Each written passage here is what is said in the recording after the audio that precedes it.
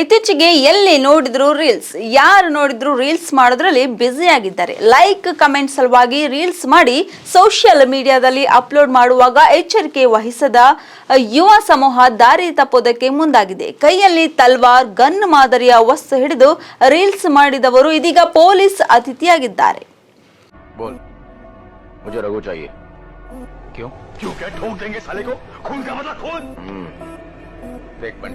जो हो गया वो हादसा था, लेकिन भाई तो हमारा ना, इसकी तो माँ का।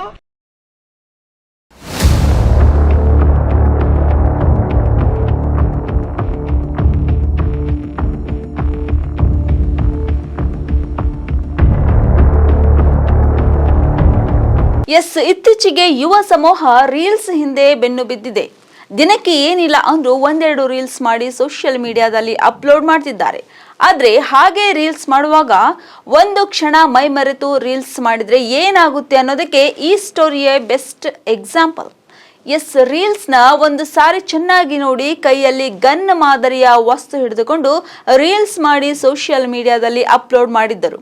ಅಷ್ಟೇ ಅಲ್ಲದೆ ತಲ್ವಾರ್ ಹಿಡ್ಕೊಂಡು ಬೇರೆ ಬೇರೆ ಮಾರಕಾಸ್ತ್ರಗಳನ್ನು ಹಿಡ್ಕೊಂಡು ರೀಲ್ಸ್ ಮಾಡ್ತಿದ್ರು.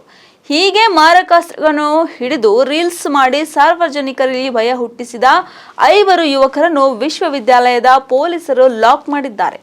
ಕಲಬುರಗಿ ನಗರದ ಆವಾಜ್ಪುರ ಮತ್ತು ಗರೀಬ್ ನವಾಜ್ ಕಾಲನಿಯ ಯುವಕರಾದ ಗುಲಾಂ ನಬಿ, ಮೊಹಮ್ಮದ್ ಪರ್ವೇಶ್, ಶೇಖ್ ಶೋಯಬ್, ಖದೀರ್ ಅಸ್ಲಾಂರನ್ನು ಬಂಧಿಸಿ ಮಾರಕಾಸ್ತ್ರಗಳನ್ನು ವಶಕ್ಕೆ ಪಡೆದುಕೊಂಡಿದ್ದಾರೆ. ಕಲಬುರಗಿ ನಗರ ಪೊಲೀಸ್ ವತಿಯಿಂದ ನಿರಂತರವಾಗಿ ನಮ್ಮದು SMMC ಅಂತ ಸೋಷಿಯಲ್ ಮೀಡಿಯಾ ಮಾನಿಟರಿಂಗ್ ಸೆಲ್ ಅಂತ ಇದೆ. ಇದು ನಿರಂತರವಾಗಿ ಏನು ಸಾಮಾಜಿಕ ಜಾಲತಾಣಗಳಿದೆ ಅದರ ಮೇಲೆ ನಿರಂತರವಾಗಿ ಮಾಹಿತಿಯನ್ನು ಅಥವಾ ನಿಗಾವನ್ನು ಇಡ್ತಾ ಇದೆ. ಅದಲ್ಲೇ ಕೆಲವರು ಸಾರ್ವಜನಿಕರು ಕೂಡ ನಮಗೆ ಮಾಹಿತಿಯನ್ನು ನೀಡ್ತಾರೆ.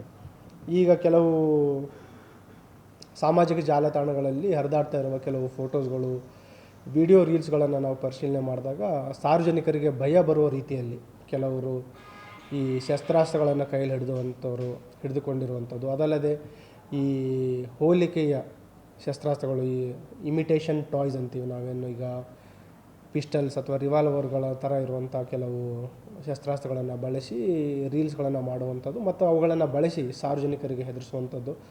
ಇನ್ನು ರೀಲ್ಸ್ ಹುಚ್ಚಿನಿಂದ ಮಾರಕಾಸ್ತ್ರಗಳನ್ನು ಹಿಡಿದು ಟಾಯ್ ಗನ್ಗಳನ್ನು ಹಿಡಿದುಕೊಂಡು ರೀಲ್ಸ್ ಮಾಡಿ ಸಾರ್ವಜನಿಕರಲ್ಲಿ ಭಯದ ವಾತಾವರಣ ಸೃಷ್ಟಿ ಮಾಡಿದರೆ ಅಂತಹವರ ವಿರುದ್ಧ ನಿರ್ದಾಕ್ಷಿಣ್ಯವಾಗಿ ಕ್ರಮ ಕೈಗೊಳ್ಳುವುದಕ್ಕೆ ಪೊಲೀಸರು ಮುಂದಾಗಿದ್ದಾರೆ. ಈ ಹಿಂದೆಯೂ ಕೂಡ ಕಲಬುರಗಿ ನಗರದಲ್ಲಿ ಹಲವು ಯುವಕರು ಗನ್, ತಲ್ವಾರ್ ಹಿಡಿದು ರೀಲ್ಸ್ ಮಾಡಿದವರ ವಿರುದ್ಧ ಪ್ರಕರಣ ದಾಖಲಿಸಿಕೊಂಡು ಜೈಲಿಗೆ ಕೂಡ ಅಟ್ಟಿದ್ದರು. ಅಷ್ಟಾದರೂ ಕೂಡ ಕೆಲ ಯುವಕರು ಎಚ್ಚೆತ್ತುಕೊಳ್ಳದೆ ಪದೇ ಪದೇ ಮಾರಕಾಸ್ತ್ರ ಸೇರಿದಂತೆ ಬೇರೆ ಬೇರೆ ವೆಪನ್ಗಳನ್ನು ಹಿಡಿದು ರೀಲ್ಸ್ ಮಾಡೋ ಹುಚ್ಚು ಹೆಚ್ಚಾಗಿದೆ. ಹಾಗಾಗಿ ಈ ರೀತಿಯ ಹುಚ್ಚು ಹೆಚ್ಚಾಗಿ ರೀಲ್ಸ್ ಮಾಡಿ ಭಯದ ವಾತಾವರಣ ಸೃಷ್ಟಿ ಮಾಡ್ತಿರುವವರ ವಿರುದ್ಧ ಪೊಲೀಸರ ಒಂದು ಸಾಮಾಜಿಕ ಜಾಲತಾಣದ ಮೇಲೆ ಹದ್ದಿನ ಕಣ್ಣಿಟ್ಟು ಕಾಯೋದು ಮುಂದಾಗಿದೆ.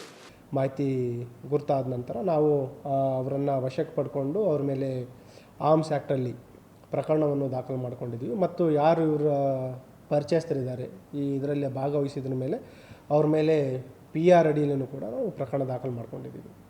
ಮತ್ತು ಈ ಮೂಲಕ ಎಲ್ಲರೂ ಹೇಳೋದೇನಂತಂದರೆ, ಈ ನಿರಂತರವಾಗಿ ನಮ್ಮ ತಂಡಗಳು ಸಾಮಾಜಿಕ ಜಾಲತಾಣಗಳ ಮೇಲೆ ನಿಗಾ ಇಟ್ಟಿದೆ ಮತ್ತು ಯಾರೇ ಈ ರೀತಿ ಸಾರ್ವಜನಿಕರಿಗೆ ಭಯ ಬರುವ ರೀತಿಯಲ್ಲಿ ಶಸ್ತ್ರಾಸ್ತ್ರಗಳ ಪ್ರದರ್ಶನ ಮಾಡುವಂಥದ್ದು ಅಥವಾ ಅವುಗಳ ಬಳಕೆ ಮಾಡುವಂಥದ್ದಿದ್ದರೆ ನಿರ್ದಾಕ್ಷಿಣ್ಯವಾದ ಕ್ರಮವನ್ನು ನಾವು ತೆಗೆದುಕೊಳ್ತೀವಿ.